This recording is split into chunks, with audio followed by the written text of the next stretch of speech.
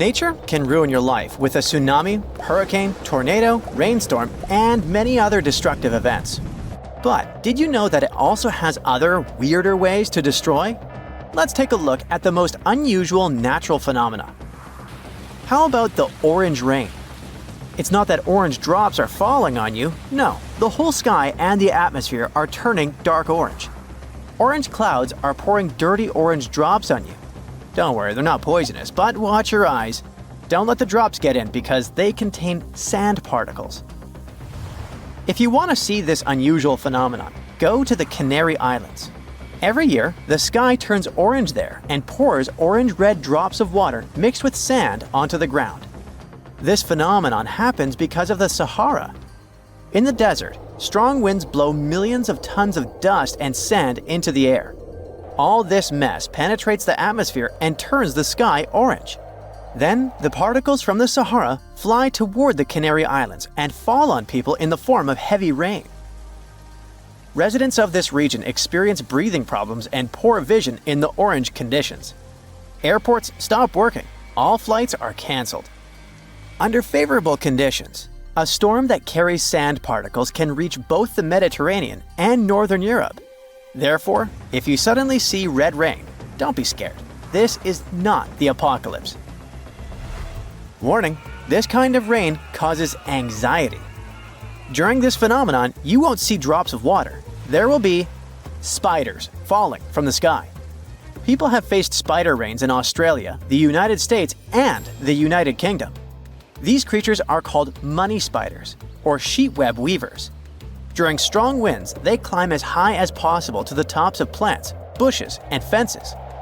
Then, they release a parachute-shaped web, and the wind blows them into the sky. They fly high into the air, meeting birds, cold winds, and harsh weather. Not everyone can survive this journey. Then, when the weather calms down, this tiny party lands on the ground. No one knows why spiders behave this way.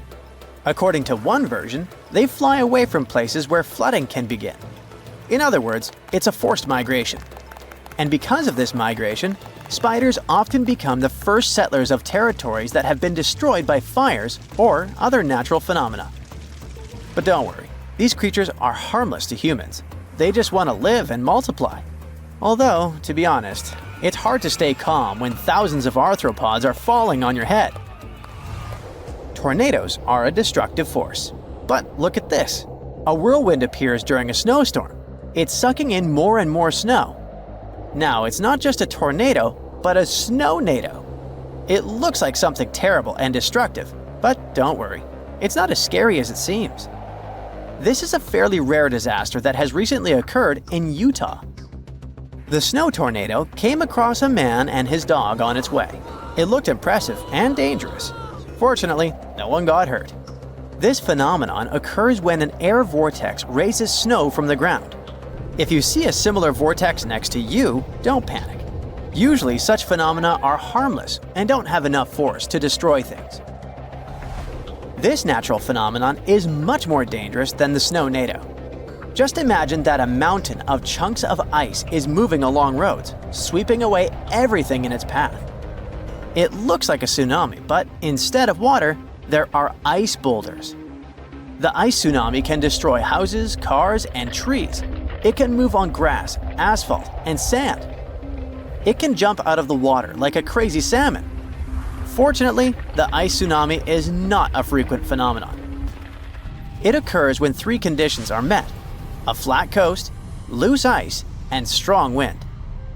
Waves and wind are throwing broken pieces of ice onto the shore. These ice flows accumulate into a huge wall, and then, during strong winds, this ice monster begins to move. Therefore, if you see a large pile of ice near the water, move away from this place as far as possible. And we're back to the tornado again. You already know about snow tornadoes. You've probably seen the footage of tornadoes in a desert when the wind blows sand into the air in documentaries.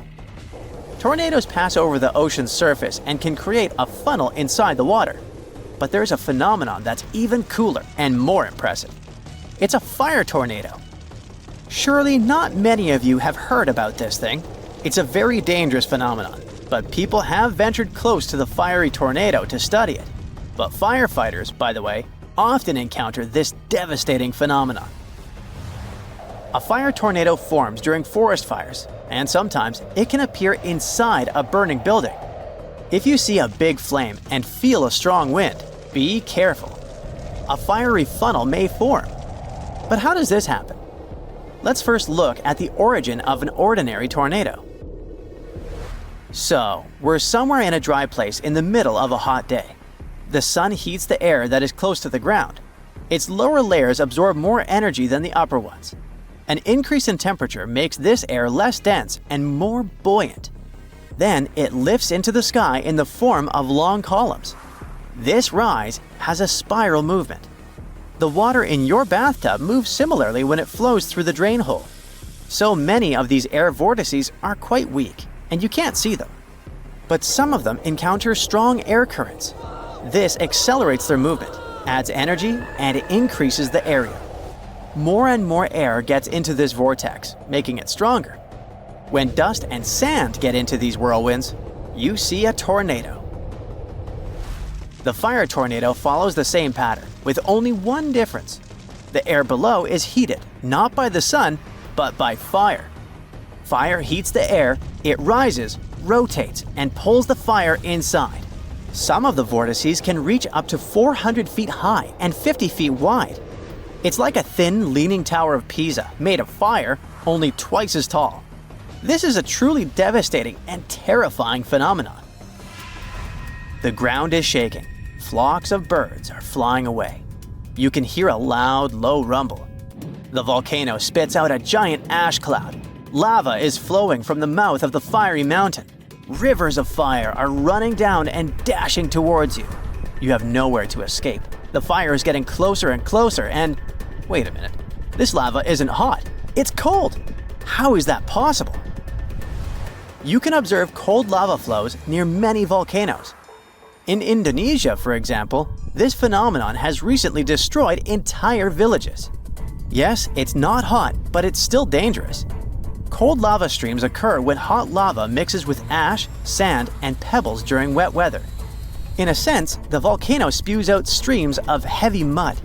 It covers roads, houses, cars, and trees. Cold lava flows are a destructive phenomenon, so stay away from them. Even if some volcano is very beautiful and you want to take cool photos, don't take any chances. Okay, let's relax a little and end our video with something fun. How about surfing? But instead of ordinary waves, we have icy ones. This phenomenon is called the ice wave. It looks as if someone paused a wave while it was forming before it hit the water. It's a rare occurrence, but you can find it on Mount Washington. The top of the mountain is shrouded in fog most of the year. Cold temperatures, humidity, and winds form frost. Then strong winds force this frost sideways, and thus a wavy shape forms. And when there's a wave, you can ski or snowboard inside, like a surfboard. But be careful, it's pretty cold in there, so wear warm clothes. So, since 2000, the world has been hit with more than 1,700 earthquakes with magnitude greater than 5. Many happened around the Ring of Fire, located around the Pacific Ocean. In North America, the biggest threat is the San Andreas Fault Line, which can create an earthquake of a magnitude higher than any other, earning it the spine-tingling nickname, the Big One. The potential destruction of California is a terrifying prospect that could have unimaginable consequences. But the Big One is just the beginning of what's to come. Bad news! Scientists have predicted an earth-shattering event that will occur in 2030. Like it or not, there's a 70% chance that we'll experience the Big One, and it will be an earthquake with a magnitude of 6.7. The San Andreas Fault Line will cause the Big One, but what is scary is that we can't predict it. On the other hand, a massive earthquake occurs every 100 years. This means there's always time to prepare for a natural disaster. If we traveled back in time, we'd see a few significant earthquakes like the ones that wiped out San Francisco and Fort Tejon. Buildings made a long time ago are not quake-proof. They will collapse. Even if they survive, you should not enter them. But buildings are not the most dangerous part. You should watch out for electrical lines and gas pipes. Your hill house might be lovely, but it is extremely unsafe. During quakes, the hill can turn into a massive landslide that will destroy everything in its path. Say goodbye to road trips because all the roads will be ruined. You should have some spare water and food since you won't be able to go to the supermarket. This disaster won't be cheap. It will cost the US around $200 billion to recover from the quake. At least the earthquake will not trigger tsunamis. But there's something it can cause more damage than the big one. The notorious Cascadia subduction zones start in California and ends up all the way in Vancouver, Canada. The San Andreas fault line is nothing compared to this zone. It can wipe the whole coast off the face of the Earth, an example of hyperbole.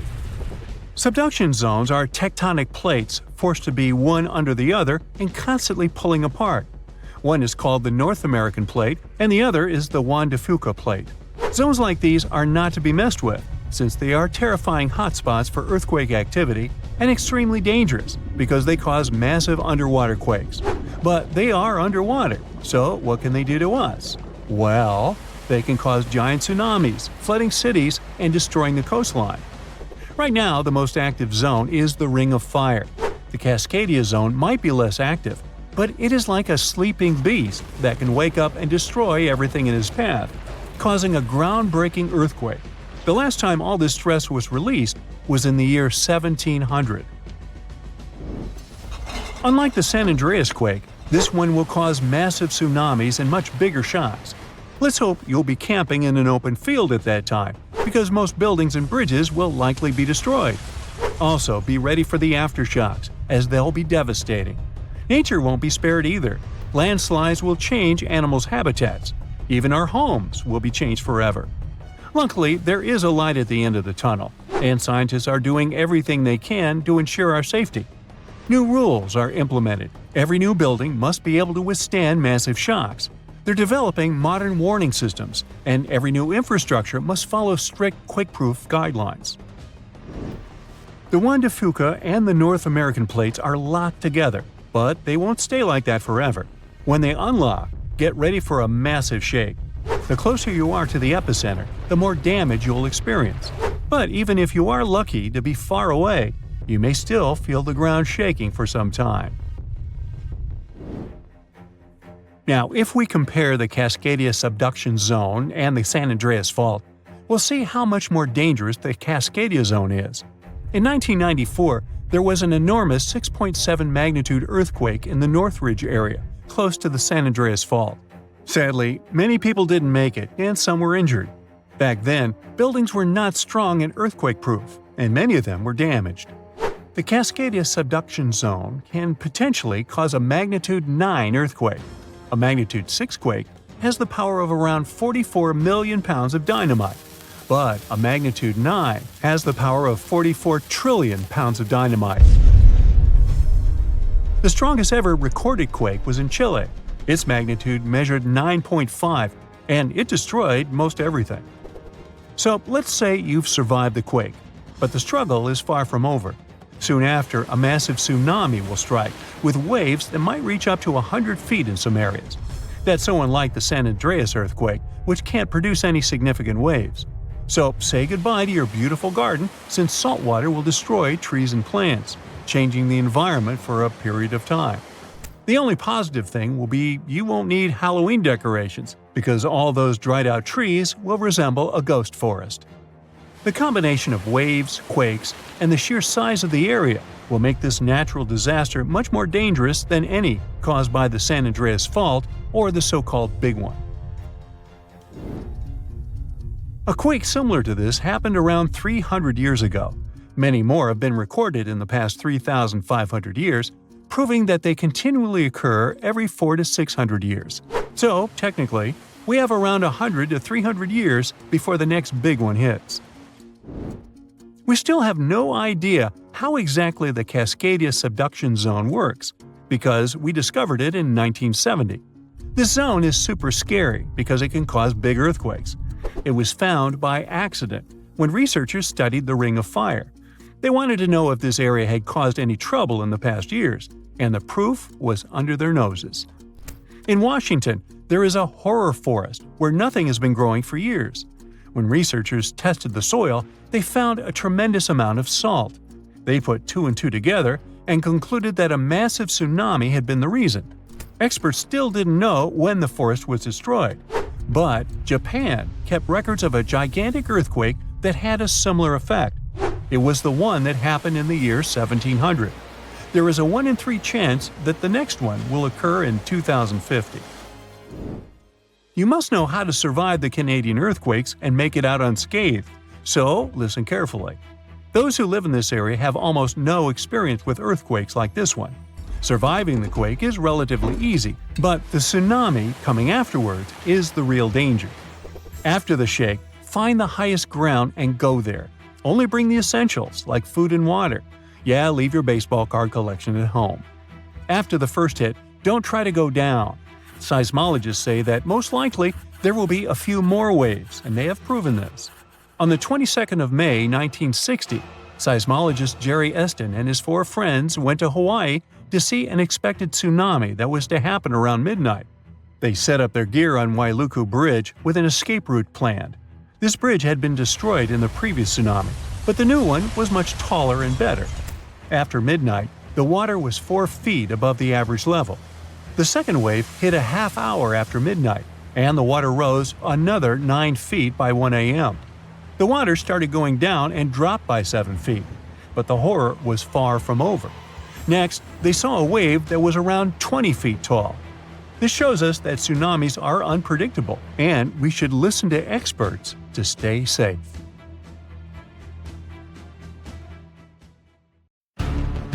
An earthquake in Indonesia began in 1829 and lasted a mighty 32 years.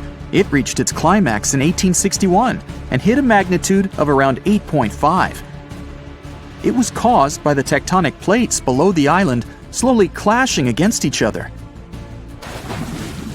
Researchers discovered that the quake had been building for some time after analyzing the coral in the area. They found it was being periodically exposed to the open air. That was caused by the gradual earthquake moving the land up and down. Scientists call these decades-long silent earthquakes slow slip events. A single lightning bolt can warm the air to around 54,000 degrees Fahrenheit. The heat makes the air expand quickly, creating a shock wave or boom, which we know to be thunder. There are close to 3 trillion trees on Earth. That translates to roughly around 422 trees for every person. Before humans, the number was nearer to 6 trillion. Almost 70% of the Earth's surface is covered by water, which on average is around 2.5 miles deep. 97% of Earth's volcanoes lie underwater, as well as the mid-ocean ridge, a massive mountain range that is over 40,000 miles long.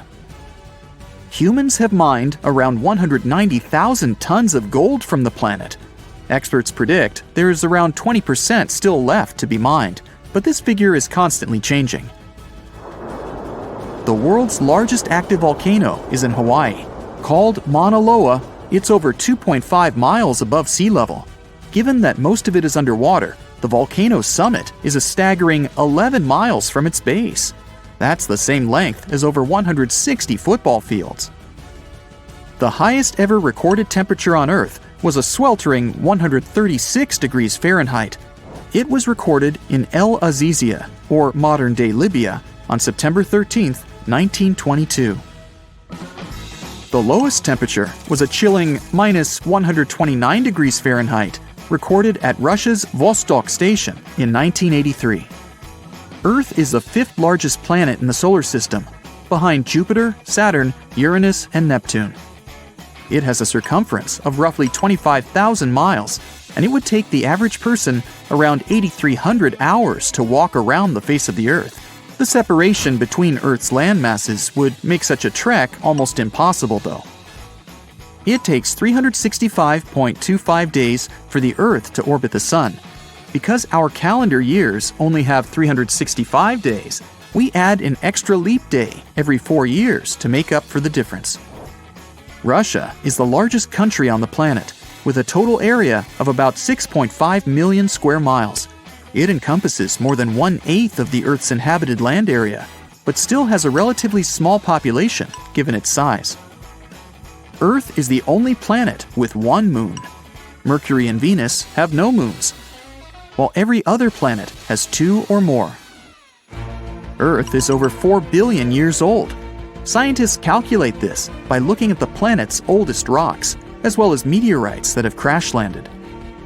They used meteorites as they were formed at the same time as Earth, when the solar system was forming. The ground we walk on is basically recycled. The planet's rock cycle turns igneous rocks to sedimentary ones, then transforms those into metamorphic rocks, and back again. Like Earth, our moon also experiences earthquakes. They're less common and intense than the ones we have, and are caused by tidal stresses. A tidal stress is basically the relationship between the gravitational pull of the moon on the Earth and that of the Earth on the moon. Despite being the 5th largest continent, Antarctica holds 70% of the planet's fresh water and about 90% of its ice.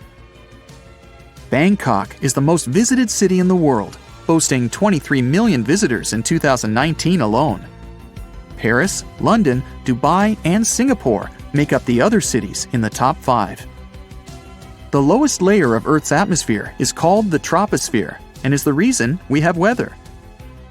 Sunlight heats the planet's surface, which causes warm air to rise up to the troposphere. This air then expands and cools as the air pressure decreases and sinks down, where it is then warmed by the Earth again. Coral reefs are the largest living structures on the planet, with some even being visible from space. Coral reefs hold the most species per area of any of Earth's ecosystems, even more than rainforests. Earth got its name around 1,000 years ago, and it comes from the German word meaning the ground, but there's no evidence to show who actually named it. Of all the planets, Earth is also the only one which is not named after a Greek or Roman deity. The deepest point of the ocean is the Mariana Trench. It's a whopping 7 miles below sea level. Coastlines cover about 20% of U.S. land, but are home to more than 50% of the U.S. population. The Earth isn't actually a sphere. It's more like a squished ball that bulges at the equator. The bulge is caused by the force of the Earth spinning, which makes the north and south poles slightly flat. The Earth spins on its axis, which is basically an imaginary straight line. Earth has seasons because the axis is tilted, causing the sun's rays to hit different parts of the planet more directly, depending on the time of year. If the sun was as tall as a standard door, the Earth would be around the size of a nickel.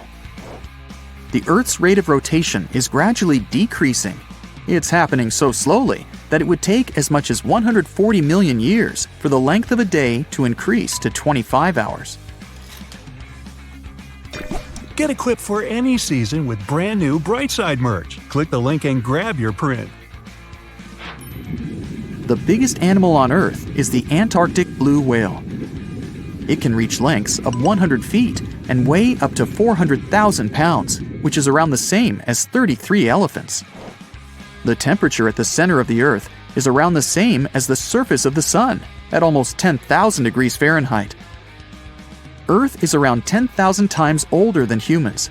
Earth is around 4.5 billion years old, whereas humans have been around for, at most, 450,000 years.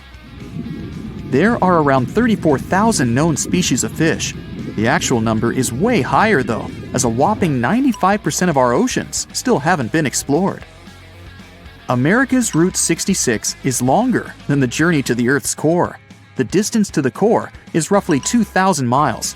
Route 66 is almost 2,500 miles. The Earth is made up of 3 main components: the crust, the mantle, and the core, which is divided into the outer core and the inner core. Scientists have estimated that there are around 8.7 million species on the planet. Out of this, between 1 to 2 million of these species are animals.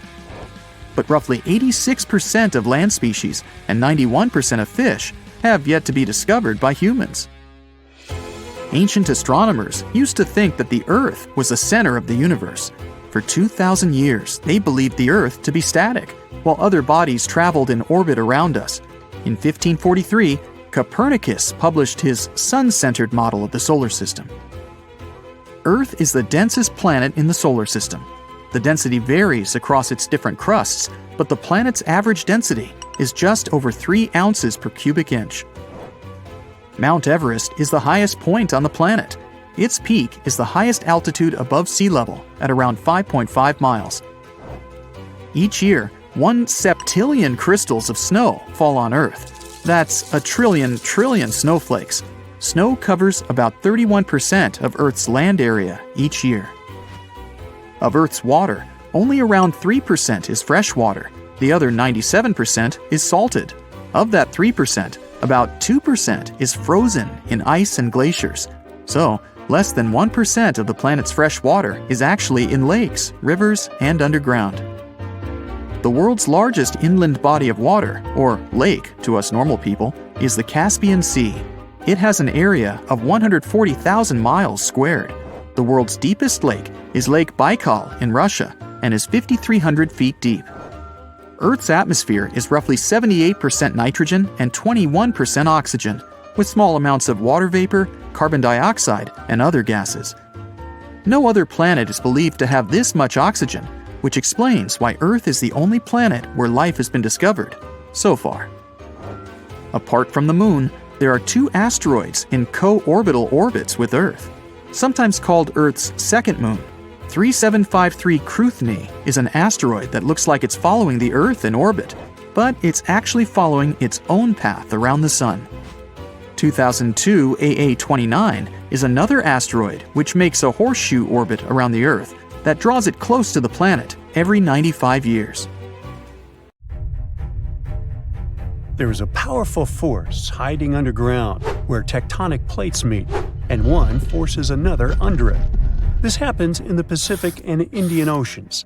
Strain builds over centuries. The tension is unbearable until the megathrust awakens. The Earth shakes with a magnitude that can exceed 9 points, more powerful than any other earthquake. When the seafloor suddenly gets pushed up fast, it sends a huge ripple across the water, and a tsunami of huge force is out. These waves are called teletsunamis, and they cross entire ocean basins, ready to take over coastlines thousands of miles away. The thrust fault stretches over 600 miles. The Earth is not just shaking, it feels like it's tearing apart. This is the power of a megathrust earthquake. Those caught in its path will have to fight for their lives. Japanese authorities recently had to issue their first ever mega-quake advisory. It happened because of a strong tremor on the edge of the Nankai Trough ocean floor zone. In the end, most of the warnings were lifted, and there wasn't much damage from the 7.1 magnitude earthquake. Parts of southwestern Japan started to shake, and the super-fast trains in Japan slowed down to stay safe, which made travel slower for everyone. But everyone is staying alert as they know about the risk of a megathrust earthquake that could happen within the next few decades in the Nankai Trough. The tectonic plate under the Philippine Sea is slowly sliding underneath the land where Japan is, moving just a few inches every year. The last big earthquakes from this area happened in 1944 and 1946, both with a magnitude of 8.1. These quakes have caused a lot of destruction in the country. The next megathrust earthquake in the region, if it does happen, could be between a magnitude 8 and 9. Scientists still can't agree on how likely this mega-earthquake is to happen, but it could be up to 80% certainty. On the other side of the Pacific, scientists from the U.S. Geological Survey have studied a dangerous area along the U.S. West Coast. It's called the Cascadia subduction zone, and it stretches from northern California to northern Vancouver Island in Canada. Over the past 14,200 years, there have likely been at least 30 big earthquakes in this region. One major quake happens every 500 years on average. But for a long time now, Cascadia has been quiet, and it worries scientists. They think this might be because the area is locked, meaning the tectonic plates are stuck together and building up a lot of pressure. Eventually, the part of the seafloor could suddenly break and move by several feet, The shaking would be just 5 minutes, but it would create a powerful tsunami as the seafloor shifts that would last for 10 hours. If it happens, it's going to be the worst natural disaster in the country's history, according to experts. The ground on some inland hills could turn into something like quicksand. This would cause the hillsides to slide and crumble, taking down roads and bridges. Around 620,000 buildings could be badly damaged or even collapse, including about 100 hospitals and 2,000 schools. People in Washington state might have to take care of themselves without help for 2 weeks, finding food, water, and shelter on their own. Scientists are studying slow slip events, where the tectonic plates move very slowly over weeks or months, releasing some energy but not enough to stop a big one. Every time the magnitude of an earthquake goes up by just one number, the energy it releases is 40 times bigger. So we'd need about 1 million small earthquakes every day for 500 years straight to release the same energy as one huge magnitude 9 earthquake. But these small earthquakes might be clues that a bigger earthquake is coming. To better monitor the Cascadia fault, experts are mapping the fault more accurately and adding better monitoring tools offshore. Scientists receive over $10 million to install seismic sensors and seafloor pressure gauges on a fiber optic cable off the coast of Oregon. The goal is to be ready to warn people and potentially save lives when a big earthquake strikes. A sharp megathrust earthquake happened in this part of the world in 1964. It went down in history as the Great Alaska Earthquake and had a magnitude of 9.2. It lasted for more than 4 minutes, making it the most powerful earthquake in the history of the US and North America. The ground shook so hard that it caused huge cracks and landslides. In Anchorage, many houses, buildings, and roads were destroyed because they weren't built to handle such a big earthquake. In some places, the land was permanently changed. For example, the coastline near Kodiak and Hinchinbrook Island was lifted by 30 feet. In other areas, like Gerwood and Portage, the ground sank by 8 feet. They had to rebuild roads higher so they wouldn't be flooded by the time. A huge 27-foot tsunami wiped out the entire village of Chiniga. Many coastal towns were heavily damaged, not just by the earthquake, but also by tsunamis and the fires that followed. After the main earthquake, there were thousands of smaller aftershocks for months. A moderate earthquake of magnitude 4.4 shook Los Angeles in August 2024. Once it was over, the LA Fire Department checked around the city and didn't find any major damage or anyone hurt. In the nearby city of Pasadena, which is close to the earthquake's epicenter, a water pipe burst inside City Hall and everyone had to leave the building. Thankfully, there was no danger of a tsunami. The best we can do to avoid panic in such situations is to be prepared. Japan is one of the places on Earth where earthquakes happen the most because it sits on the edges of 4 tectonic plates. Around 1,500 of these earthquakes each year are noticeable. Because of this, the people in Japan have learned to live with earthquakes. The 1950 law set a rule that buildings should be able to handle earthquakes up to a magnitude 7 without falling apart. An update 30 years later said that buildings should only have minor damage in such earthquakes and still work as usual. But if an earthquake is even stronger, the law says the building's main job is to not collapse and save people's lives. At the most basic level, buildings are made stronger with thicker beams, pillars, and walls so they can handle shaking better. Another technique is placing special pads made from materials like rubber at the base of a building. Some buildings are even built on thick layers of padding that separate them from the ground completely, which helps protect them during an earthquake. A skyscraper might sway back and forth a lot, moving up to 5 feet. To stop it from getting damaged, engineers can add something called dampers every second floor all the way to the top. These dampers are like giant bicycle pumps, but instead of air, they're filled with liquid.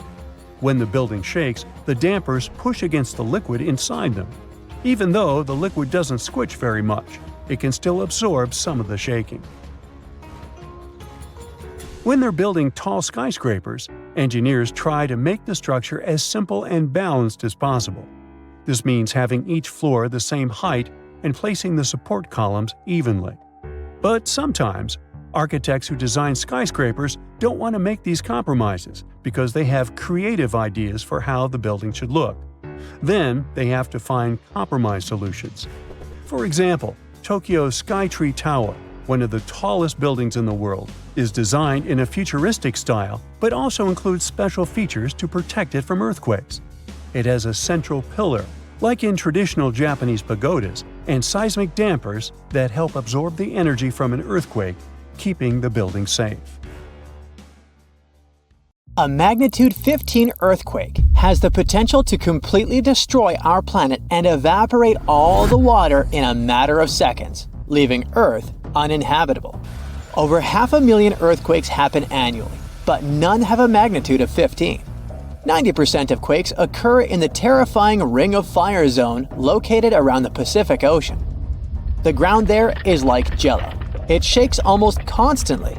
The most powerful earthquake to have ever struck Earth had a magnitude of 9.5. That much power can lengthen or shorten the day. But there's probably an earthquake in the confines of your own home now caused by a speck of dust landing on a table. But it has a power of negative 15 magnitudes. Earthquakes happen when tectonic plates move. They're like Lego pieces that are not properly secured, and when they move up, down, or hit one another, the ground also moves, triggering earthquakes. This tectonic energy acts like a battery. It stores energy for a long time, up to 500 years. When this stored energy is released in a sudden burst, the consequences are horrifying. Even the strongest structures submit to this relentless force that leaves a trail of destruction in its path. In some instances, earthquakes can even trigger tsunamis, amplifying the chaos. Such a crazy amount of power can split the ground open and cause severe damage. The strength of an earthquake is measured by the Richter scale, but now it's being replaced by the moment magnitude scale. When there's an earthquake, we hear about how strong it is. It's usually from 1 to 10. Luckily, we haven't had a Richter scale earthquake yet. The most powerful earthquake to have ever happened in modern history occurred in Chile in the 60s. It was around 9.5 on the Richter scale, and it altered Earth's rotation and messed up the length of the day by around 2 milliseconds. It also triggered a massive tsunami and affected a vast area of 155,000 square miles. The Richter scale doesn't actually have a limit. Still, anything above 25 doesn't need measuring, because if that ever happened, we would simply turn into dust, and nobody would care to measure this disaster. As we said, the strongest earthquake had a magnitude of 9.5. If this magnitude had been just 0.5 stronger, it would have created a ruptured line 2,174 miles long. That is almost 7 times the size of Wyoming. A magnitude 11 earthquake would create a crack halfway around the world. Massive tsunamis would hit coastal areas, destroying everything, and Earth would get into a massive environmental crisis. If you love hiking, you would have new mountains to explore, created by the terrifying earthquake. Even the temperature would increase because of volcanic eruptions and the resulting greenhouse gases. It would turn our planet into a hot oven. The safest places would be far away from any buildings, seas, oceans, and mountains where there would be a low chance of a landslide. Countries unprepared for earthquakes would be totally destroyed, and cities would turn into piles of rubble and dust. Going up on the Richter scale would only make things worse. But don't worry, an earthquake of that power is impossible. Earth's crust doesn't have enough energy to produce such earthquakes. But there is something that has much more power and can produce mega-earthquakes. Asteroids are powerful enough to destroy our planet, as we all know from the dinosaur era. That asteroid was around 6 miles long, and it caused massive damage to the planet. It triggered earthquakes that shook the ground constantly for months. These terrifying quakes were about 50,000 times stronger than the Chile earthquake. They also triggered a tsunami that was 30,000 times more powerful than the Indian Ocean tsunami. and the latter was one of the most devastating tsunamis to have ever struck Earth. The earthquakes caused by the asteroid had a magnitude of 11, making it the most powerful and scariest natural disaster ever. And let's hope it stays that way. The Indian Ocean tsunami affected only certain areas of the world. Meanwhile, the asteroid tsunami affected every part of the world and had 33-foot-tall waves. Even if you had traveled to the most remote place on Earth, you wouldn't have been able to hide from this Grim Reaper. A 15-magnitude earthquake wouldn't be 15% stronger than the Chile earthquake. The scale doesn't work like that. It would be around 100 million times more powerful than a 9.5 magnitude quake. It could make all the water on Earth evaporate, leaving us devastated and without any H2O to survive. All ecosystems would collapse. All food chains would be broken. And only some super strong bacteria would probably survive the impossible. That is only a fraction of the frightening things that could happen. The ocean is like the AC for our planet. Without it, Earth would be super hot. The ocean also serves as a shield from the sun's powerful rays. It acts as a heat absorber and cools Earth. Scientists think that the most dangerous thing would be the inability of Earth's crust to survive the violent shakes of the 15-magnitude earthquake. If our planet miraculously survived and didn't turn into dust, there would be massive openings in its crust. The ground would become gelatinous. It would randomly move up, down, left, and right, and no building would survive that. Our civilization would be brought back to the Stonehenge era. Tectonic movements like this are devastating. A similar thing happened in Japan when tectonic plates moved 165 feet from each other and then snapped back together, creating a 9-magnitude earthquake. No place on Earth is immune to this bone-chilling natural phenomenon. Still, certain places have higher chances of being destroyed than others, like the Ring of Fire, where 90% of earthquakes happen. This is a place where earthquakes are almost everyday occurrences. The Ring of Fire is located in the Pacific Ocean. It forms a ring around the continents that surround the Pacific. There, several tectonic plates meet, creating highly unstable ground. To make the problem much more terrifying, 75% of active volcanoes are located in this area. 90% of dormant volcanoes are also there, making this place extremely dangerous. Scientists carefully study this region to find a way to predict when the next earthquake might strike. The Ring of Fire is not the only place at risk of earthquakes. In California, along the San Andreas fault line, 2 tectonic plates have been storing power for more than 200 years. The San Andreas Fault is 715 miles long and has the potential for a massive earthquake. This region has its fear of violent earthquakes like the one that happened in San Francisco in 1906. It had a magnitude of 7.8 on the Richter scale. Scientists' predictions are terrifying. They say that the chance of a 6.7 magnitude earthquake is very high in the area.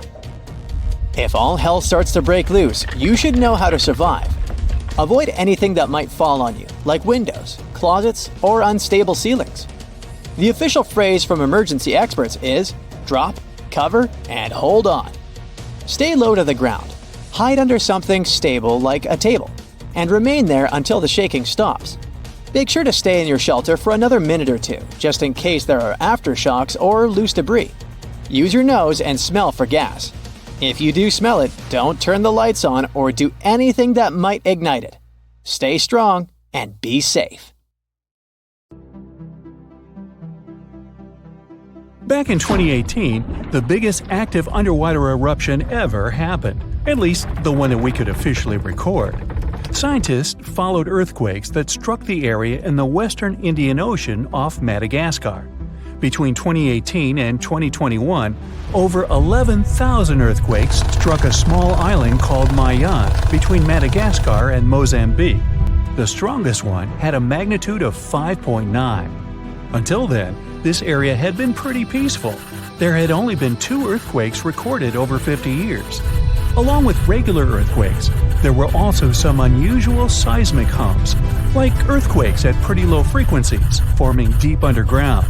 People couldn't feel those hums at the surface, But researchers around the world discovered them and realized they were related to volcanic activity no one actually noticed coming. Something strange happened. That underwater eruption created a giant skyscraper-sized volcano. This new underwater volcano turned out to be around 1.5 times the height of One World Trade Center in New York, and almost 10 times bigger than the Statue of Liberty. The area where it appeared had been explored in 2014, but it was almost flat, peaceful, and empty back then. Now, there is an actual volcano nearly 8,500 feet below sea level. The volcano gets its magma from a super-profound reservoir located nearly 34 miles underground. It's the deepest reservoir of volcanic magma that we know about. The Earth has layers, and the middle one is kinda chunky. It's very much like peanut caramel filling many chocolates have. Research shows there are probably hunks of oceanic crust deep inside the Earth's liquid mantle. They're stuck there, creating large lumps in something that was supposed to be a smooth layer. Our planet has a rigid outer layer. It includes a hot upper mantle and cracked crust. The hot mantle moves and churns all the time, making the crust at the surface move too. This way, the oceanic crust dives into the depths and makes huge magma plumes go up toward the planet's surface. Scientists even found an ancient piece of the Pacific Ocean hundreds of miles underneath China. Those are the old remains of the Pacific seabed from long ago, and they were pulled downward below Earth's surface into the Mantle transition zone.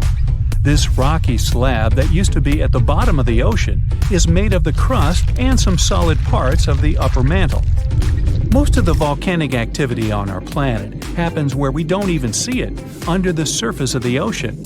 About 70% of all volcanic activity happens in the oceans, and mostly in the area of the South Pacific, with over 1,100 volcanoes squeezed into that area. Coastal cliffs, mountain changes, soils, and sediments that line valleys. These are only a small portion of the rocks on our planet. Oceans hide so much more deep down below the Earth's surface. In between the Earth's surface and its core is the mantle. It's a warm, thick layer of rock that moves and flows constantly. Some hundreds of miles below, there's a place where diamonds grow.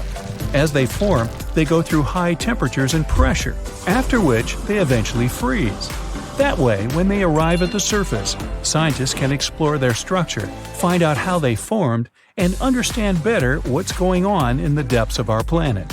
Thanks to diamonds, they realized the mantle was very wet, and it possibly contained much more water than all the oceans on Earth. Our planet is eating up its own oceans. As its tectonic plates move, dive, and go beneath one another, they drag huge amounts of water into the Earth's interior. The water beneath the surface of our planet can help with developing magma and lubricate faults, which actually makes earthquakes more likely to happen. Water is actually stored in the minerals. It gets incorporated into the planet's crust when new oceanic plates form. They go through the process of bending and cracking as they grind under other plates, and huge amounts of water then go deep into the crust and mantle. Scientists research an area that's 18 miles under the surface. They realize these zones pull 3 billion teragrams, which is more than 2 billion pounds. Any ocean is like a whole new world. There are incredible sceneries below the surface, magnificent waterfalls, lakes, and rivers. There are thick layers of salt beneath the seafloor, and rivers and lakes form because seawater goes through those layers and dissolves them, creating something that resembles pools. The dissolved salt makes the surrounding water denser. That water then settles there, which eventually forms underwater lakes or rivers. But there are also mountain chains, trenches, canyons.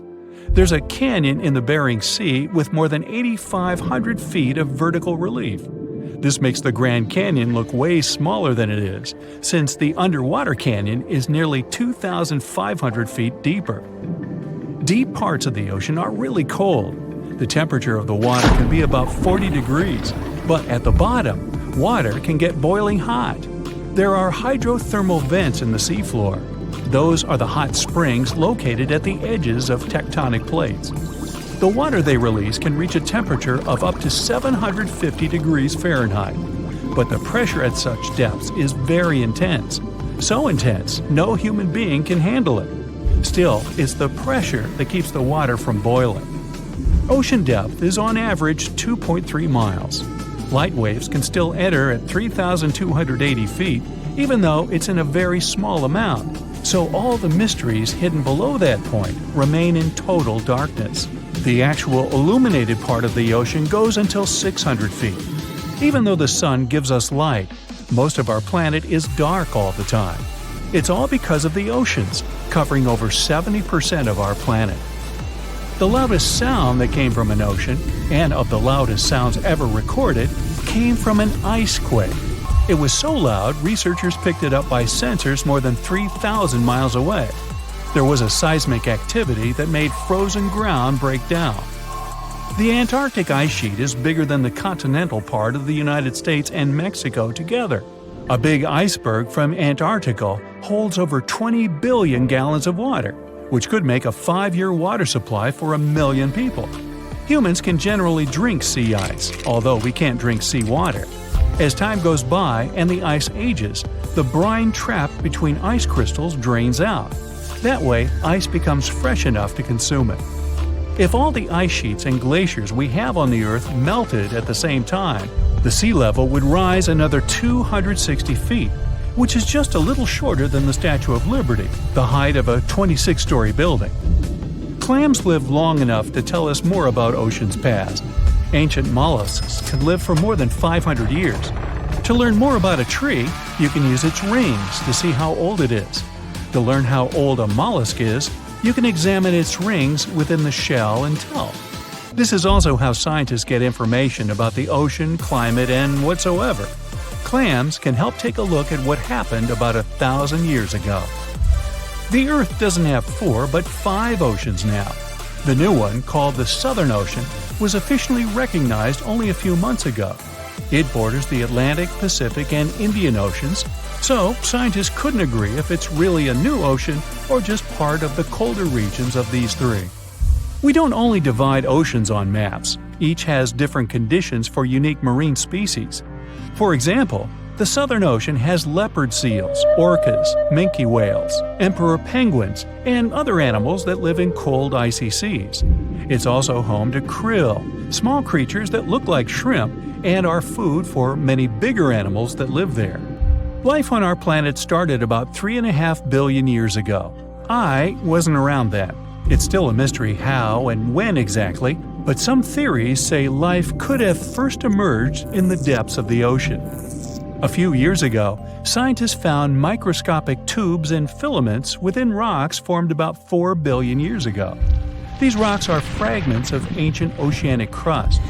Also, these tiny tubes and filaments are similar to microbes that can still be found on hydrothermal vents in deep parts of the ocean. The idea is these living cells found conditions to stay alive in tiny rocky pores inside the chimneys of those vents, and started the amazing adventure of the evolution of life on our planet.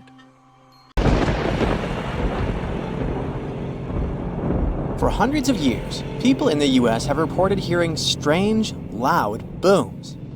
These mysterious sounds are called skyquakes. And yep, it's a real thing.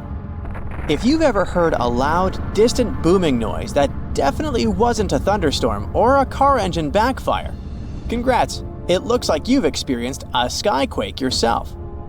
People report them all around the globe, from the US to India and Japan. They go under different names, and we still don't know why exactly they happen. Sometimes these booms come together with earthquakes. People heard them during the New Madrid earthquakes in the early 19th century and up until January 2020.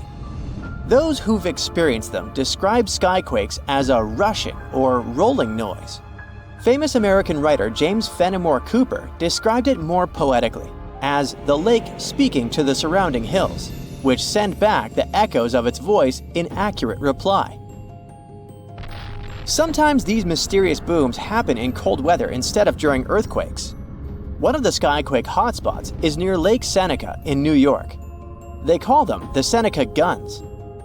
The booms can be so loud that they shake windows and doors. Back in August 1886, after an earthquake in Charleston, people heard these noises for several weeks, happening at the same time as many aftershocks from the earthquake. In 2020, scientists from the University of North Carolina looked at old news pieces, especially from North Carolina, where people have often reported these sounds. They hoped to match the noises with earthquakes data, but they didn't find any link between the sounds and earthquakes. One of the researchers said they believe the noises are happening in the air, not underground. The team looked at infrasounds, which are low-frequency noises that humans can't hear. They found signals lasting 1 to 10 seconds that matched the times when people reported hearing the booms, but nothing is certain here.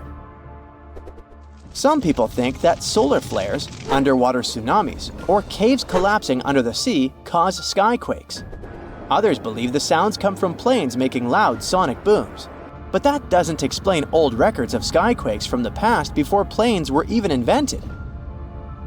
Some scientists think a type of meteor called a bolide causes these booms. These meteors blow up when they hit Earth's atmosphere. If this happened above thick clouds, the sound would get louder and travel far, but we wouldn't find anything on the ground. Another idea is that gas might be escaping from the bottom of deep lakes, like Lake Seneca. If you think skyquakes are bizarre, let me introduce you to fog bows. They also go under the name of white rainbows, ghost rainbows, or cloud bows. They form in a similar way to regular colorful rainbows, but are much wider. Rainbows happen when there are big raindrops in the sky, and you can always spot them on the opposite side of where the sun is shining. Fog bows are made by tiny droplets in fog, or clouds, instead of big raindrops, and they also appear opposite the sun. If you want to see a fog bow, you need to look for it in a thin fog when the sun is bright. You might catch one when the sun starts to shine through the fog, or if you're near the ocean where fog often forms. Because the water droplets in fog are so tiny, fog bows don't have bright colors like rainbows. They might even look all white, or just have faint colors. Some fog bows are hard to see at first, because they blend into the mist. But once you spot them, they're easy to recognize. The next rare weather phenomenon you gotta watch out for is thundersnow. You guessed it right. It's a special type of thunderstorm that happens during a snowstorm. Unlike regular thunderstorms that often strike in the spring and summer, thundersnow is much rarer because it happens in the strongest winter storms, like big blizzards, and at the same time needs warm air, which isn't a frequent combo. So, for thundersnow to happen, there needs to be moisture in the air, some instability, and something to lift the air like rising winds. Just like in normal thunderstorms, lightning can appear when you hear thunder. Thundersnow lightning usually goes from cloud to cloud instead of hitting the ground, and the thunder sounds different too, more like a low rumble instead of a loud boom, because the snow muffles the sound.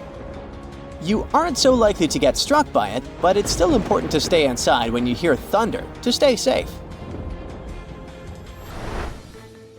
Northern Lights fans, this one is for you. Scientists noticed a new kind of glow in the sky that looked like a purple streak. They nicknamed it Steve as a joke, but later gave it a more scientific name: Strong Thermal Emission Velocity Enhancement, Steve for short. Steve is actually a fast-moving stream of super hot gas that always moves west and only shows up before midnight. They wondered if something like Steve could happen after midnight, but moving in the opposite direction. And now, scientists think they found the anti-Steve by looking at data from a research station in Norway. In December 2021, they took a picture of a bright purple streak stretching for 620 miles in the sky, and it only appeared after midnight. Satellites from the European Space Agency also measured the conditions in this part of the sky and found that the ions were moving eastward. Steve's late-night twin hasn't been officially named yet, but it would be cool if it was called SAM, which is short for Steve after midnight. If you've ever seen snow on a sunny day when falling from the sky without a single cloud, It must have been diamond dust. It's a special kind of weather with millions of tiny ice crystals forming close to the ground. These ice crystals float slowly in the air, kind of like how dust floats in your house. When sunlight hits these crystals, they sparkle like diamonds. Unlike regular snow, diamond dust can fall from a cloudless sky, which is why they sometimes call it clear sky precipitation. It happens because of temperature inversion. Normally, it gets colder as you go higher up from the ground. But in a temperature inversion, the cold air stays near the ground, and warmer air sits above it. The warm air has more water vapor, and when it mixes with cold air near the ground, it turns directly into ice crystals, and diamond dust is born. For this to happen, the air near the ground has to be really, really cold, way below freezing temperature. Diamond dust can fall for days, but it's so light that it usually doesn't pile up on the ground like regular snow. A fall streak hole, also known as a hole punch cloud, is next on our list. This big circular or oval-shaped gap sometimes appears in certain clouds. These types of clouds float high up in the sky and are often made of tiny water droplets that are colder than freezing, but they haven't frozen yet. These special water droplets are called supercooled, and they need a reason to freeze. Ice crystals give them that reason. When a plane flies through the cloud, it can bring those ice crystals into the cloud. Once the ice crystals are there, the supercooled water droplets freeze quickly, get bigger, and start to fall from the ground. This creates a hole in the cloud, and as more nearby droplets freeze, the hole gets bigger and spreads outward. Any tornado is scary, but a fire tornado takes the horror to a new level. These bad boys are spinning towers of flame and ash that form when there's extreme heat, strong winds, and uneven ground. The intense heat from the fire causes hot air to rise quickly. Cooler air from the sides rushes in to replace it and creates strong winds. When winds from different directions meet, it makes the fire spin like a tornado. It gets stronger and can even create its own weather. It pulls in flames, ash, dirt, and anything in its path. The winds can reach speeds of over 140 miles per hour, and these fire tornadoes can last for more than 20 minutes. Phew, you can finally send that last report for the day and breathe out. The weekend is around the corner, but just when you're about to hit send, you're alarmed by the low rumbling under your desk. Is it the light rail passing by? Unfortunately, that's not the case. It's a volcano speaking. What, here? In Arizona? That's right, the ground keeps shifting under Arizona, reminding us that Earth is alive. No panic though, let's arm ourselves with some context. 20 American states have extinct, active, and dormant, currently sleeping, volcanoes. Among such states, you can find California, New Mexico, Nevada, Utah, and Colorado. On the bright side, Arizona's volcanoes are dormant at the moment, but it doesn't mean they won't go off in the near or not so near future. Now, how about traveling to Arizona to check the traces of its active volcanic past? They dot the desert landscapes of this state like spots dot a Dalmatian. There are entire volcanic fields southwest of Phoenix, east of Douglas, near Flagstaff, north of Kingman, and near the Mexico border. The most worrying thing about these fields is that even though they're not active at the moment, eruptions in this region might happen every 1,000 years or so. Well, the time seems to be up. The last powerful and destructive volcanic eruption occurred around 1,000 years ago at the Sunset Crater. Oh, this place is worth paying more attention to. And we will, but a bit later. First, we have to talk about hotspots. No, not that place where you can surf the web. In our volcanic context, a hotspot is a place where insane amounts of heat melt the overlying crust, Earth's thin outer layer, and form volcanoes. This heat rises from the mantle, which is located between our planet's dense, superheated core and the crust. Want to see an example of this type of volcanism? Welcome to the Hawaiian Islands. The Big Island has its active volcanoes because, at the moment, it's situated on top of the Hawaiian hotspot. The older Hawaiian Islands were once there too, but later they drifted off towards the northwest. It happened because that's where the oceanic crust on top of which they sat, namely the Pacific Plate, moved. Now, look at the world's ocean basins. Yes, they're literally dotted with islands that sit on top of hotspots, like Hawaii, Iceland, Samoa, the Galapagos.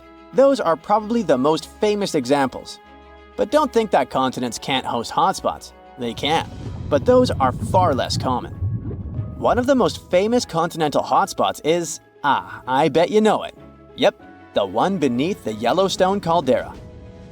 By the way, the caldera is a vast volcanic crater, especially one formed as a result of a massive eruption that led to the collapse of the mouth of a volcano.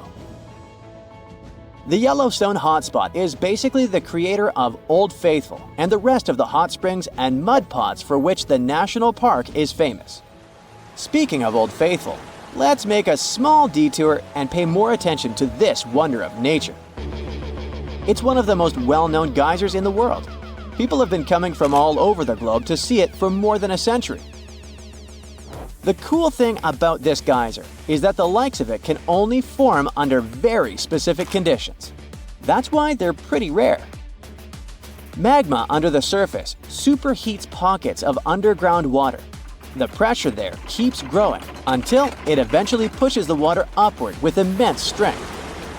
A certain volcanic rock with a high silica content lines the tunnel through which this water escapes. Basically, it creates a unique pipe that can withstand unbelievable pressure and heat created by the water erupting above the ground. Old Faithful was the very first named geyser in Yellowstone. If you come to visit it expecting the thing to erupt every hour on the hour, you're gonna be disappointed. On average, Old Faithful erupts every 91 minutes or so, which isn't that bad either. Plus, you can download a special app which will provide you with the approximate time of the next eruption. But be very careful while visiting and stay away from the site. The water erupting from the powerful geyser reaches 204 degrees Fahrenheit. The steam is even more scorching, up to 350 degrees Fahrenheit. It's hot enough to bake a cake. But let's get back to our volcanic hotspots. Scientists still don't clearly understand why there aren't many hotspot volcanoes on continental crust. One reason might be that the continental crust is much thicker than the oceanic crust, which is about 4 times as thick on average. Another reason could be that most of Earth's crust, about 2/3 of it, is oceanic. This means that there's less continental crust for hotspots to form under.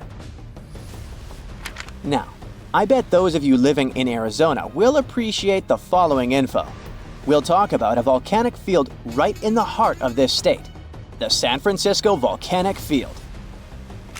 That's a massive area filled with over 600 volcanoes.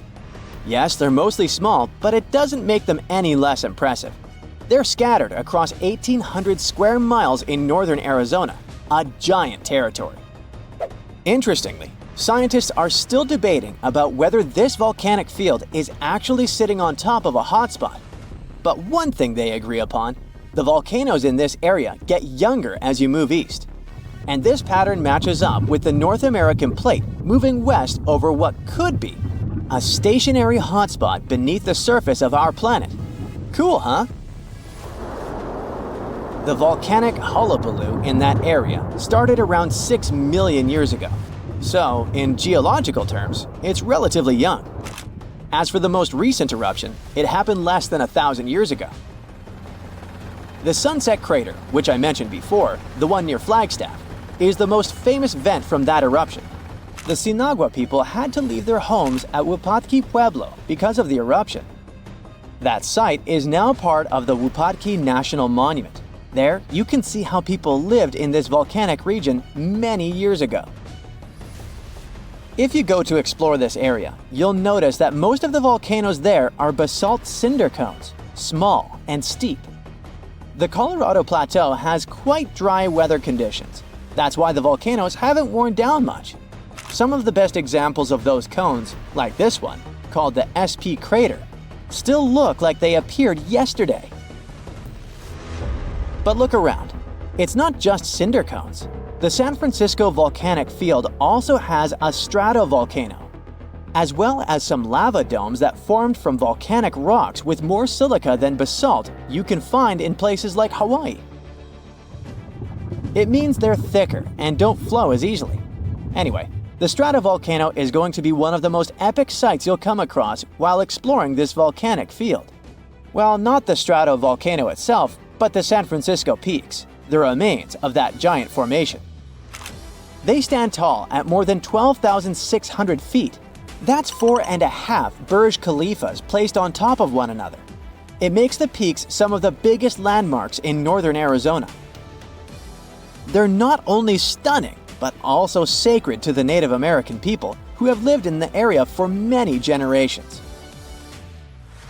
Now, unlike those super active volcanoes in Hawaii, the San Francisco volcanic field takes its time, thousands of years between eruptions.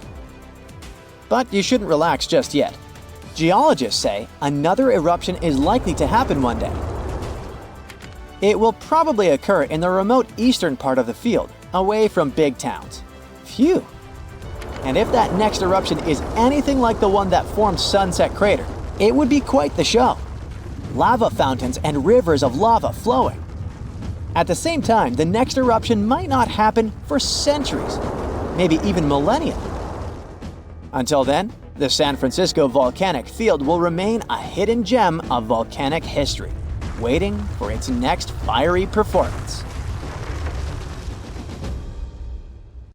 Imagine standing in the middle of Europe 40,000 years ago.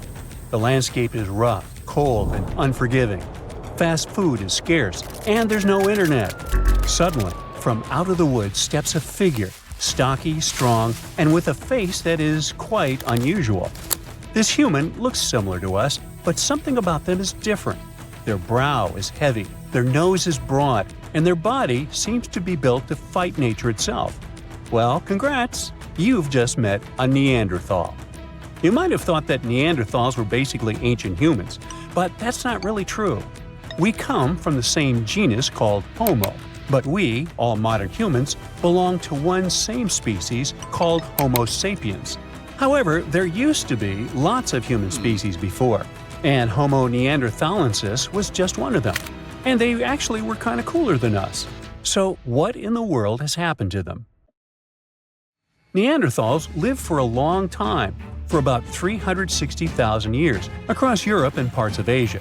40,000 years ago, the place we now call southern Italy was sitting on top of a huge disaster, a massive super-volcano called Campi Flegrei.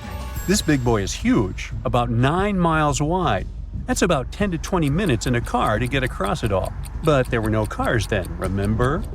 At the time, it was quiet for a while, but one day, suddenly, it blew in what became one of the biggest volcanic eruptions Europe had seen in 200,000 years.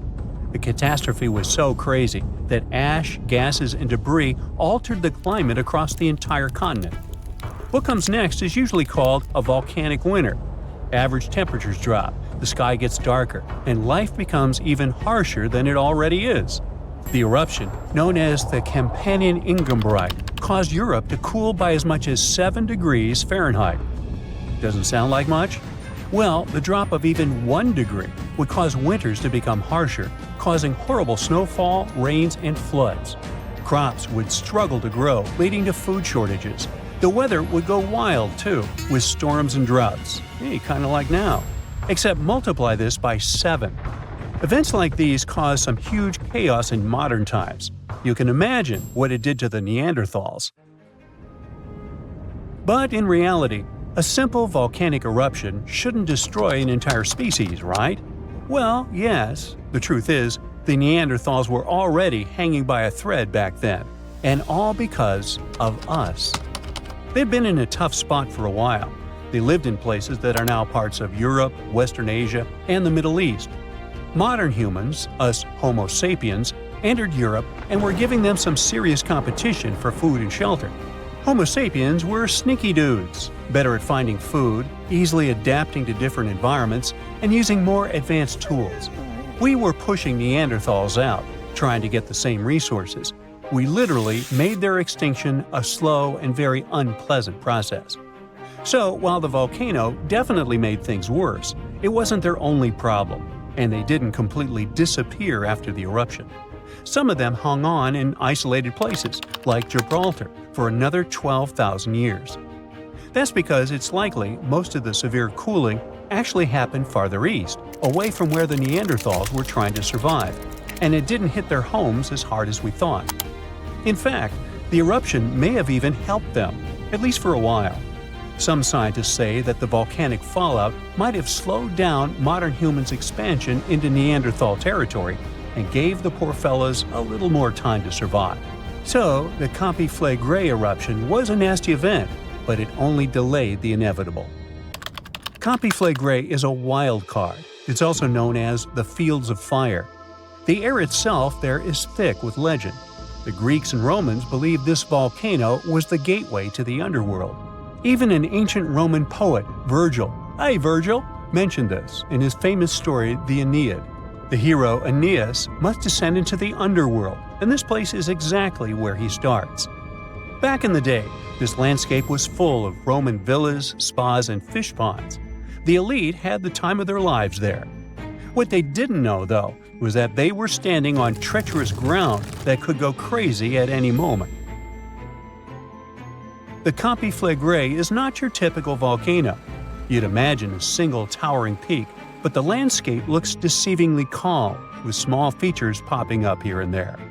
But if you flew above it, the sight would be insane. A gigantic circular basin, peppered with volcanic cones and craters, like scars from the Earth's violent past. The danger here lies in its subtlety. The ground beneath your feet is constantly shifting, even when you don't notice it. Every so often, the land rises, only to sink again, sometimes by several feet, as magma or gas moves beneath the surface. It's incredibly creepy. The risk is almost invisible. The Campi Flegrei is a massive depression formed by two colossal volcanic eruptions. One of them was the one that cooked Neanderthals, and another happened 15,000 years ago. The most famous eruption, though, happened in the 16th century, and it was horrifying. The year was 1538. For years, the people of Paswali had noticed something unsettling. Land that once sat below the waves was slowly rising. What was once the sea had become new ground. Rumblings from deep within the earth were terrifying, but had become a normal part of life. Earthquakes started in the early 1530s, small at first, but in just 8 years, they became the norm.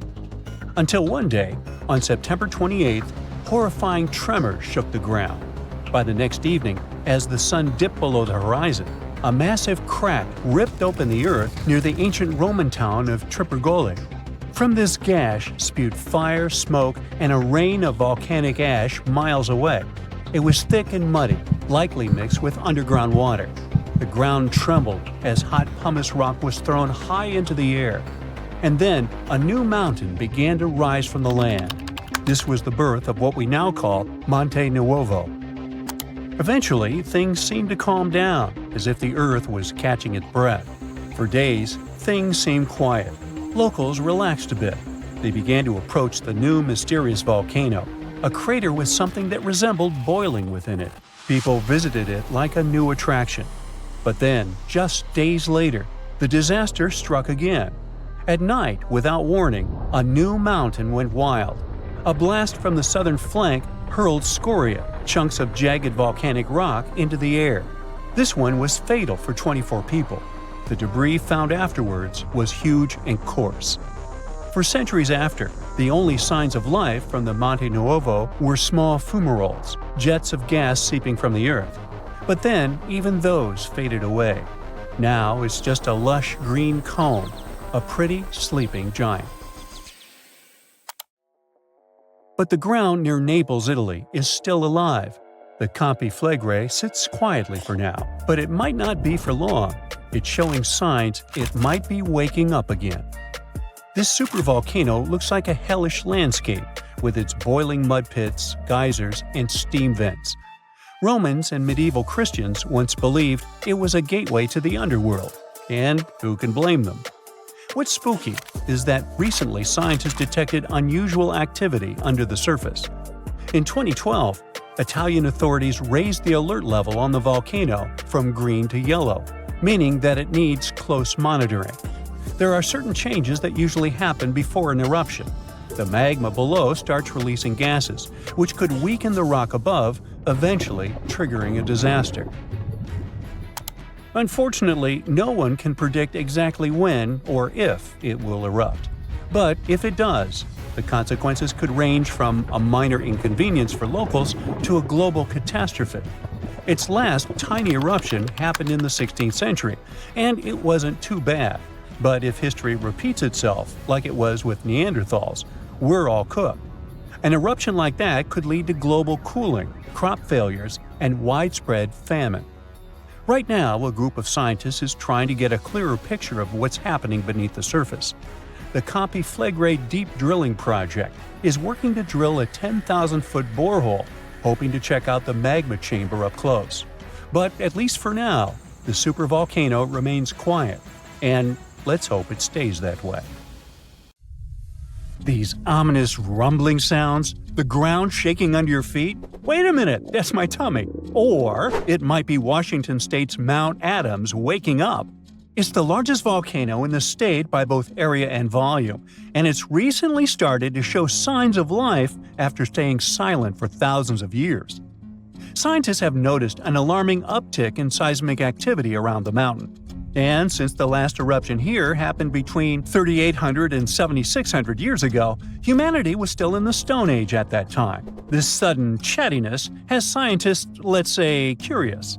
The U.S. Geological Survey has hurriedly installed temporary seismic stations around Mount Adams to keep an eye on the situation. At the same time, they reassure the public there's no need to panic. Mount Adams doesn't reach the height of the better-known Mount Rainier, and still it covers a massive area, making it Washington's largest active volcano. Interestingly, records show that before September of this year, Mount Adams had experienced an average of just one small earthquake every 2 to 3 years since 1982. And then, the Cascades Volcano Observatory and the Pacific Northwest Seismic Network detected a staggering 6 earthquakes in just 1 month, September. These quakes were all rather tiny, with magnitudes ranging between 0.9 and 2 on the Richter scale. It means they were so weak you wouldn't feel them at the surface. Plus, satellite imagery confirmed there was no ground deformation in the area. Now, at the moment, the USGS keeps Mount Adams alert level at green or normal, so we shouldn't worry about the ground opening and swallowing towns and cities. But the most recent seismic blips have encouraged the agency to install additional equipment for more precise monitoring. Such an expanded network will help scientists notice even the smallest earthquakes, which will help them understand what's happening under Mount Adams. This extra equipment might also shed light on whether this recent activity is a signal of future eruptions or just a random anomaly. If Mount Adams eventually erupted, it would likely produce slow-moving lava flows rather than explosive eruptions like Mount St. Helens.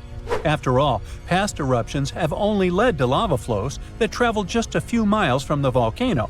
So that's not what we'd need to worry about. A much more dangerous thing would be lahars. These are mud flows that can happen when volcanic ash, rock, and melted ice mix during eruptions. Lahars have occurred near Mount Adams without even eruptions. Rock, weakened by hydrothermal processes at the volcano's summit, suddenly broke loose, creating fast-moving, destructive mud flows. Exactly for this reason, the USGS categorizes Mount Adams as a high-threat volcano. While it doesn't erupt frequently, it still poses serious risks to nearby settlements. Another volcano we should carefully watch is Katla in Iceland. It's one of the country's most powerful and dangerous volcanoes. It last erupted over a century ago in 1918, but if it erupts again, it could be 10 times as powerful as another Icelandic volcano whose name I can't pronounce. See? That one erupted in 2010, completely disrupting air travel all over Europe. An eruption of Katla could release large amounts of sulfur dioxide, which could form sulfate aerosols in the atmosphere. Such aerosols reflect sunlight, which could even cause temporary global cooling. This phenomenon often followed catastrophic volcanic eruptions in the past. Although eruptions are common in Iceland, Katla's ash cloud would likely shoot higher into the sky and cover larger areas of Europe than that other one did. It would ground flights and negatively affect economies. If Katla erupted, it would also harm agriculture, water supplies, and air quality. In 2014, scientists noted that a large eruption could even cause a tsunami that might travel along Iceland's south coast and out to sea. But the potential impact of such a tsunami is still unclear. Katla tends to erupt on a regular schedule every 40 to 80 years, which means that another eruption is statistically very likely soon. That's why Katla remains under close scientific observation. The Canary Islands Cumbre Vieja erupted recently in 2021, reminding people of its destructive potential. The lava flow from this eruption was devastating. It covered whole neighborhoods and flowed into the ocean, destroying more than 3,000 homes. Thousands of people had to be evacuated. But the craziest thing? Even though the damage was significant, scientists believe it could have been far worse. A massive eruption of Cumbre Vieja could have caused the volcano's entire western flank to collapse into the Atlantic Ocean, triggering a mega-tsunami. This hypothetical tsunami could have potentially created waves hundreds or even thousands of feet high. They could have flooded coastlines around the Atlantic basin, including parts of the US and Europe. Luckily, recent studies claim that a collapse of that scale is unlikely. But even though the chance of a mega-tsunami is low, scientists still think it's wise to prepare for possible eruptions because there's a chance of extensive damage. The lava flows that occur at this volcano tend to be extensive and dangerous to both human life and the infrastructure on the island. If you decide to travel to Ecuador, you should be wary of Cotopaxi, one of the most active volcanoes in this country. It's been rumbling with minor eruptions since 2022. While these eruptions have been relatively small, Cotopaxi has a great potential for a major eruption, and it has scientists on high alert. If Cotopaxi erupted on a large scale, it could produce a massive ash cloud over 12 miles high, threatening the lives of around 200,000 people in the neighboring area. A serious danger is Cotopaxi's snow-capped summit. It would melt super rapidly in a major eruption. It could lead to destructive floods and landslides that would flow down the mountain and potentially reach populated areas. This combination of volcanic activity and glacial floods makes Cotopaxi a high-risk volcano. A powerful eruption could occur soon, or it could be years or even decades away. But monitoring efforts are in place to catch any warning signs. The next volcano we should watch out for is already infamous, Mount Vesuvius. Its catastrophic eruption in 79 CE destroyed the Roman cities of Pompeii and Herculaneum. Its last eruption occurred in 1944, but Vesuvius remains highly active and poses a great risk to nearby Naples, one of Italy's largest cities. A large eruption would threaten over 3 million people.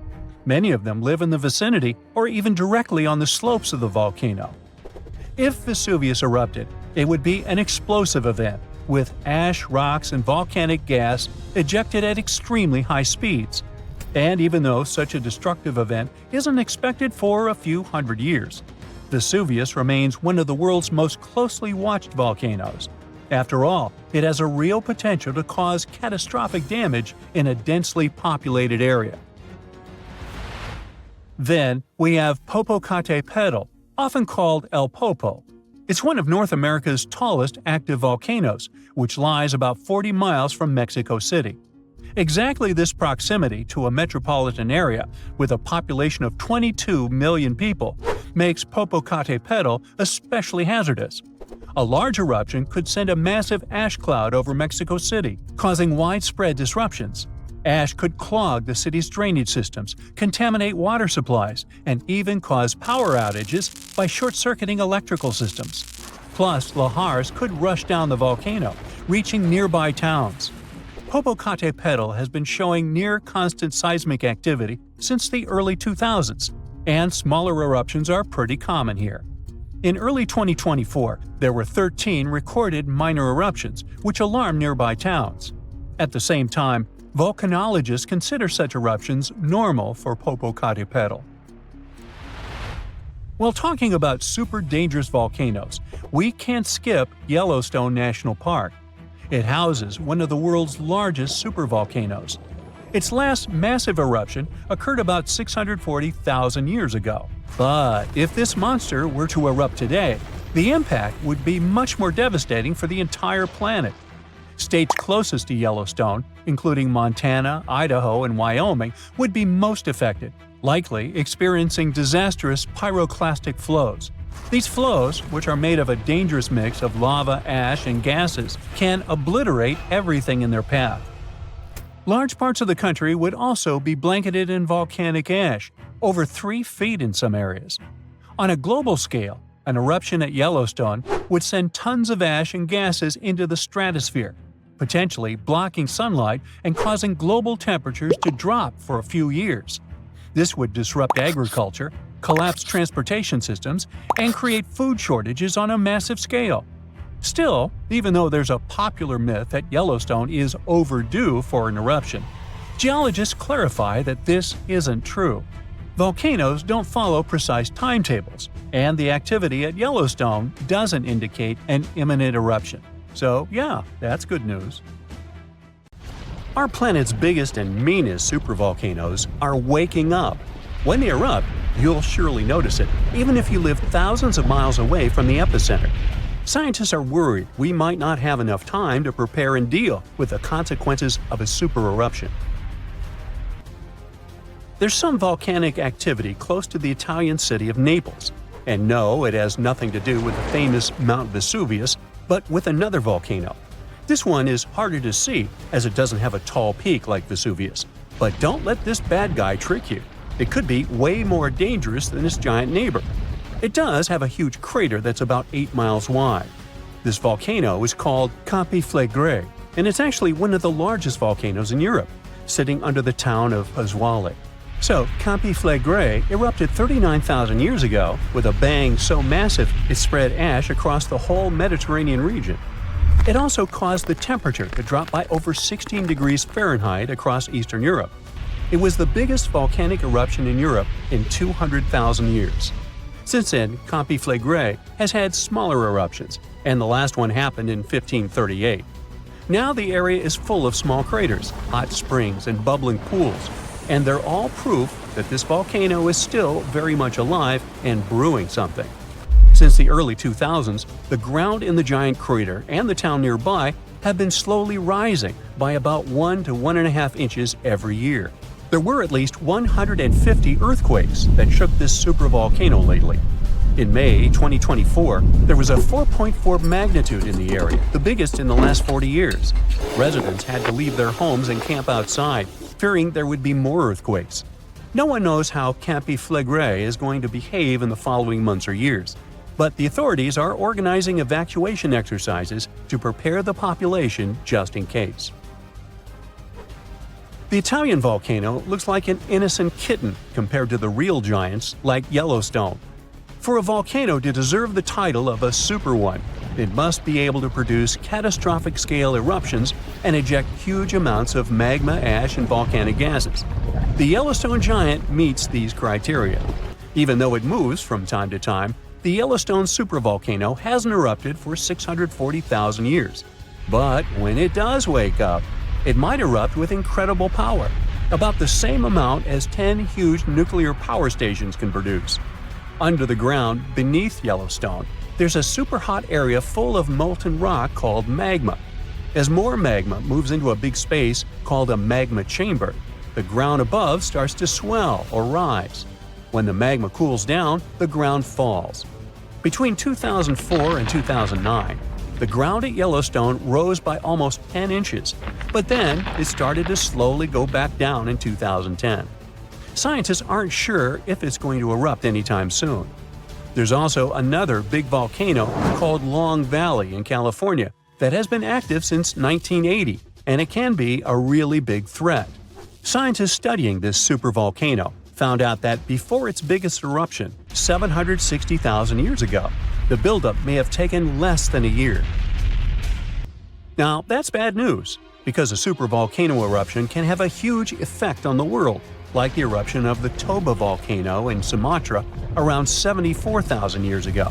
It became the biggest volcanic eruption the Earth had seen in 28 million years. It covered parts of Indonesia, India, and the Indian Ocean with a thick layer of volcanic debris, almost like a 6-inch blanket. The amount of rock it spewed out was like stacking nearly 3 million Empire State Buildings.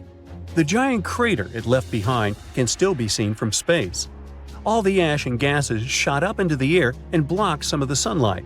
It caused a volcanic winter that lasted about 6 to 10 years. Some scientists think this eruption might have even affected early humans. Around the time Toba erupted, the human population took a sharp dip, and there were far fewer people. Some say this is why all modern humans come from a small group of survivors. According to the Toba catastrophe theory, most early humans in Europe and Asia didn't survive the cold and harsh climate after the eruption, but a lucky group lived through all that in Africa. Not all scientists agree with this idea, and some archaeological and climate records show a different story. Another volcano that changed the world in a big way was Mount Tambora in 1815. The next year went down in history as the year without a summer. It was cold and rainy, and there was snow and frost even in the middle of summer, especially in Europe and North America. This happened because the volcano sent out a lot of sulfur dioxide into the sky, which spread all over the world and made the planet colder. When Tambora erupted, it caused huge tsunamis that smashed homes and took the lives of around 10,000 people. Afterward, about 80,000 more people passed away because of the consequences the eruption had caused in the world. The cold weather ruined crops, so food became really expensive. And because horses were the main way people traveled, the cost of oats that they ate went way up too. Some people even think this led to the invention of the bicycle in 1817 as a new way to get around. The eruption made the Earth colder for about 3 years. Now, even though the Tambora eruption was so powerful, Krakatoa, another volcano in Indonesia, stole the show when it erupted in 1883. It was just easier to spread information about it through telegrams and photos. Its final blast was the loudest recorded sound in history, and people could hear it on 10% of the entire Earth's surface.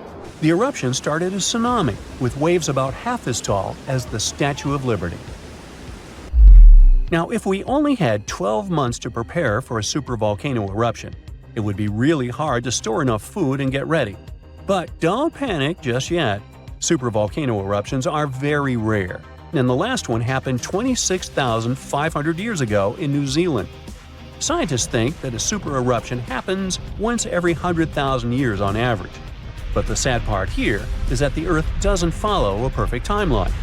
There could be clusters of super eruptions with shorter gaps between them and then longer quiet periods. Since there have already been 2 super eruptions in the last 100,000 years, there's always a chance one could happen again sooner than we expect. Plus, although there are places like Yellowstone and Long Valley where we expect volcanoes to erupt, there are less obvious possible hotspots. In Chile, there's a volcano called Laguna del Maule that has erupted in the past and left behind a huge crater. Over the last 20 years, the ground there has been swelling really fast, rising up to almost 1 foot a year. Some people are worried that this could be a sign of a big eruption coming. But scientists say there's not enough magma yet to cause a super eruption. In Bolivia, the Jutarancu volcano is also acting up. It's part of a group of volcanoes that have caused super eruptions in the past. Since the 1960s, the ground around Jutarancu has been lifting, but the last eruption was 250,000 years ago. Even though the magma might be rising, it's not enough to worry about just yet. The chances of a super eruption happening during our lifetime are 1 in 1,400, which is pretty low, so you don't need to worry too much. But just like someone wins the lottery every week with very small chances, a super eruption could happen sometime in the future, and when it does, we'll need to be